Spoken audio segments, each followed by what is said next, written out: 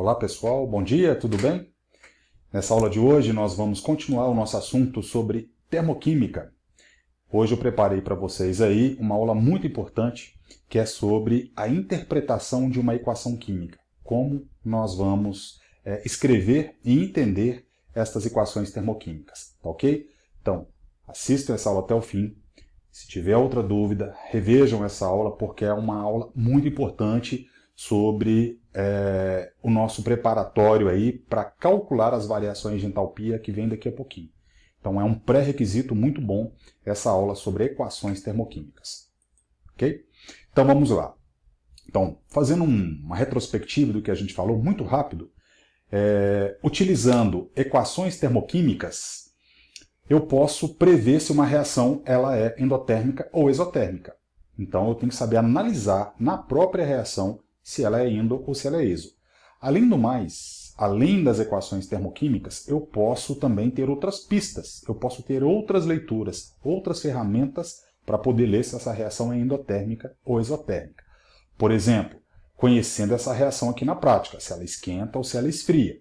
Então, numa reação química, por exemplo, eu tenho aqui, vamos supor que eu tenho um frasco com água quente.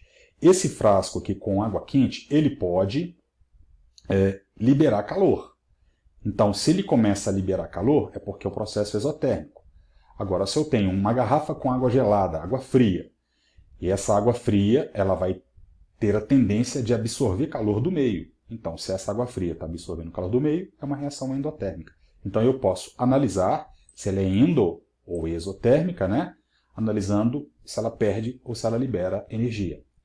Eu posso também verificar através das variações de entalpia e dos diagramas. Então, rapidamente, vamos recordar esses dois tópicos que eu já falei com vocês também. Como é que eu analiso através da entalpia? Lembra que entalpia é a quantidade energética que um sistema pode ter. Então, numa reação exotérmica, se ela está liberando energia, eu sei que essa entalpia, então, ela diminui, não é? Ela diminui. Agora, numa reação endotérmica, essa entalpia aumenta. Então, todas as vezes que a entalpia aumentar ou diminuir, é porque o sistema perdeu ou liberou calor ao mesmo tempo, né? Respectivamente falando. Então, a gente vai analisar a variação de entalpia que vem no final da equação química. Como que você analisa? No final, nós temos algumas informações que são importantes. Então, se vocês analisarem o ΔH, e se esse ΔH for maior do que zero, significa que essa reação é endotérmica. Agora, se esse ΔH for menor do que zero, significa que a reação é exotérmica. Então, fiquem bem espertos, porque as reações químicas elas devem vir no final da equação, finalzinho lá dos produtos, esses valores aí do ΔH, tá? Também falei com vocês, isso daqui já é aula passada, eu posso analisar se uma reação é endo ou exo por diagramas, por variações no diagrama. Então, por exemplo, eu tenho aqui um diagrama que fala sobre a entalpia, né, versus o caminho da reação. Então, nesse caso, se vocês observarem, ó, o HI significa entalpia do início, né? A entalpia inicial é justamente dos reagentes. Então, eu tenho AB, reagente AB, virando o produto CD. CD significa que é da entalpia final. Então, entalpia do produto está sendo menor do que a entalpia do reagente. Então, se é menor, é porque esse reagente perdeu. Então, é uma reação que eu digo exotérmica, né? Olha o meu ΔH aqui de novo, ó. Menor do que zero. Então, significa que é exotérmico. Vamos ver o outro gráfico ali, do endotérmico. Relembrando, entalpia inicial, ou do reagente, é menor do que a entalpia final, ou do produto. Então, significa que a seta está para cima, está indicando que é um fenômeno endotérmico.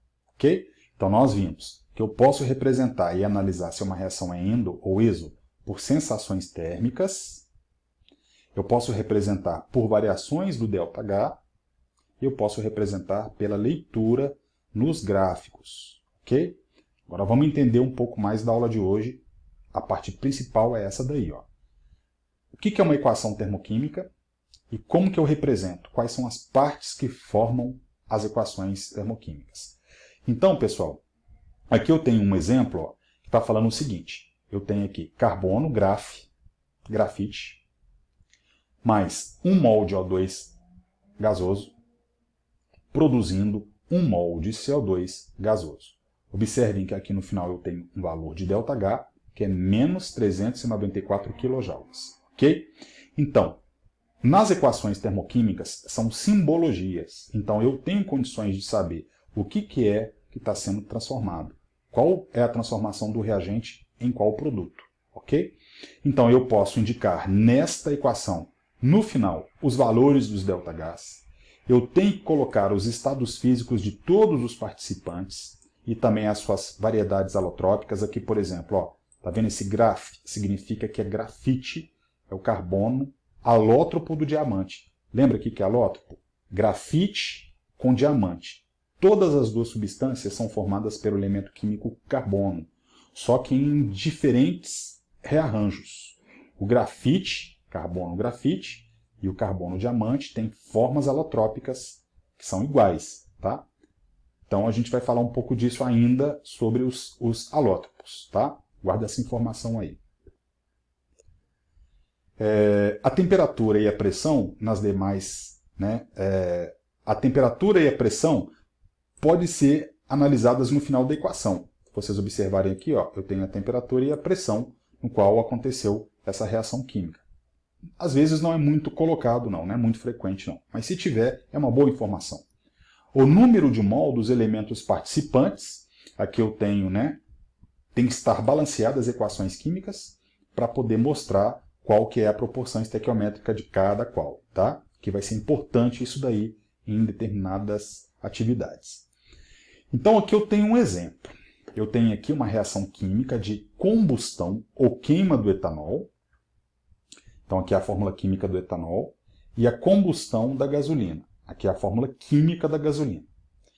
Se é uma combustão, eu vou estar queimando com um comburente. O comburente aqui, no caso, são os oxigênios. Nesta combustão, ela é total porque ela está produzindo gás carbônico e água. Gás carbônico e água. Então, estas equações aqui são equações de combustão de um determinado combustível. Se vocês observarem aqui, no final das equações, eu tenho ΔH menos 1.367 kJ/mol, por mol. O que significa esse mol aqui? Esse mol significa o mol de combustível. Todas as vezes que eu estiver queimando um mol de combustível, ou álcool, ou gasolina, eles irão me liberar estas quantidades energéticas. Olha só a gasolina liberando uma quantidade de quilocalorias por mol maior do que o etanol, né? Então, por isso que a gasolina, ela é, em termos energéticos, ela é bem mais interessante do que o etanol, ok? Bom, uma coisa que é importante aqui, pessoal, às vezes em exercícios podem estar discriminadas algumas reações químicas para vocês interpretarem se é endo ou se é exo. Eu tenho 3 formas de representar uma reação endotérmica e 3 maneiras de representar uma reação exotérmica. Estas maneiras que eu estou circulando aqui, elas são as mais frequentes. Então, a maioria dos exercícios, quase que na totalidade, será expressa uma reação endotérmica e exotérmica por este rearranjo aqui. Ok? Então vamos analisar essa primeira aqui, que é do endotérmico. A mais B são os meus reagentes produzindo C, produto. Ponto, vírgula, ΔH é igual a mais 10 calorias. Então, aqui, a gente já observou que todas as vezes que o ΔH for positivo, é uma reação endotérmica, correto? Beleza. Agora vamos passar aqui para a reação exotérmica. A mais B é um outro exemplo, tá? A mais B produzindo C, ponto, vírgula, ΔH menos 10 calorias. Tá vendo o meu menos aqui? Então, se eu tenho um ΔH com valor negativo, é exotérmico. Isso daí a gente já aprendeu, ok? Agora, pode ser que apareçam para vocês essas outras formas aqui de interpretação.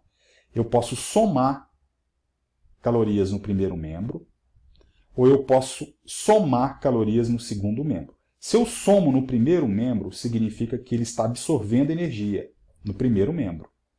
E se eu somo calorias no segundo membro, se eu somo no segundo membro, significa que eu estou produzindo C além de 10 calorias. Esse mais aqui não é um valor de ΔH, então muito cuidado, tá? Ou eu posso tirar calor no segundo membro, ou eu posso tirar calor no primeiro membro. Se for isotérmico, eu tiro no primeiro membro. Se for isotérmico, eu tiro no segundo membro. Essas duas formas aqui finais, elas não são tão frequentes, mas pode ser que apareça num determinado exercício e vocês fiquem na dúvida, tá? Se vocês observarem bem os meus desenhos aqui, ó, eu tenho água sólida, ganhou energia, somou no primeiro membro para produzir água líquida. Então o gelo absorveu energia e virou água líquida.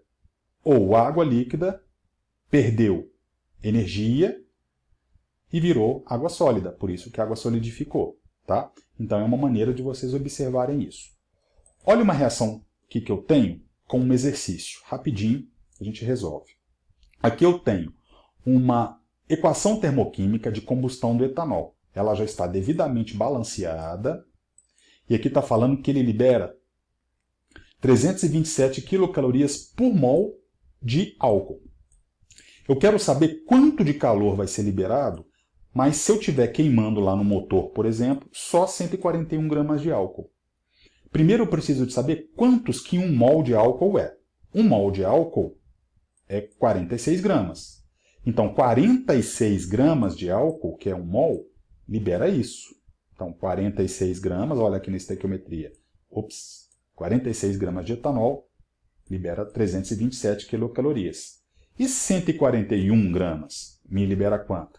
Então, a gente faz aqui uma regra de 3, multiplica cruzado, eu encontro que é 102,3 quilocalorias. Aproximadamente, né, que o exercício está te perguntando, então vai me dar a letra C. Ok? Então, por que é importante a gente trabalhar uma equação termoquímica? Porque agora nós vamos começar a interpretar estas reações termoquímicas e trabalhar com cálculos. Neste caso aqui, eu estou trabalhando com uma estequiometria. A quantidade de um combustível, no caso o etanol, um mol dele, te libera X quantidade de calor.